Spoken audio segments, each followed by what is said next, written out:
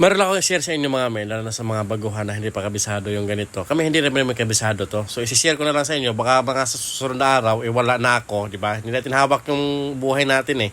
So habang nabubuhay pa tayo, mag-share tayo ng bago nating natutunan. Ito kasi yung tinuro sa atin nung nakaraan. So basic ano lang naman to, paano mag-check ng ibang PCB board kung buo pa o hindi. So sa mga nagtatanong, hindi pa kami nagre-repair ng PCB board ha. Replacement po talaga. Pag service center ka, doon mo malalaman yan. Pero kung chargeable na siya, nasa customer na yan. Kung gusto na lang ipa-repair o hindi, maliban na lang sa inyo. Nasa inyo na yan kung sa sideline nyo. Hindi, biro lang. So ito mga men, so ito napapansin nyo, ito yung input niya, yung sa power supply. Kung naguguluhan kayo kung saan banda yung power supply, dapat baybayin yung wire. Yung pinakasaksakan na mismo, tingnan nyo sa, itaob nyo yung board, parang ganun. Ito, kailangan meron kang makuha dyan na 220, 230, ganyan. Ayan o. May power supply siya, di ba? Ngayon, yan yung primary, niya dyan. Primary board niya dyan. Ang tatawag nila. Tapos, pagdating dito sa may, bridge type, yan, kailangan may makuha ka na 230 pa rin. Di ba? Ganyan.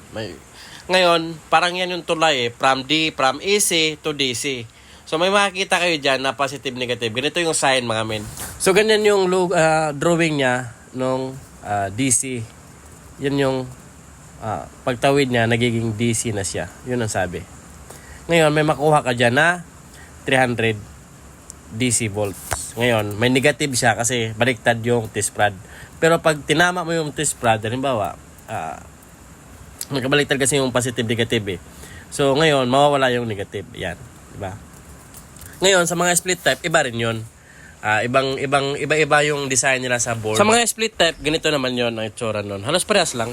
So yan yun guys, yan. Kung testerin mo yung positive, negative, DC, dapat may makuha kayong 290 to 315 DC volt. Tapos, ngayon, pag wala, maaaring sira na yung PCB board. Ibukod na lang natin yun paano mag-check dun sa split type na outdoor naman men. Kasi meron din silang tinuro na kung paano malalaman kung indoor or outdoor yung may problema na PCB board. So ngayon, pagtapos na yung ma-check yung diode bridge, punta naman kayo dito sa may UVW. Power UVW. Makikita niyo dyan may nakalagay na P tapos UVW. Dapat pare-parehas yung value niyan. Tapos from U tapos in U, in W, in V. Dapat pare-parehas din siya. Pag once na hindi parehas yan, maaaring sira yung compressor nyo. So sa pag-check naman ng may makuha tayo na 5 volts, 12 volts at 14 volts, ibukod na lang natin yun kasi baka nagsa-sideline pa kayo eh. Sige na, tapusin nyo na yung sideline nyo. See you on next vlog.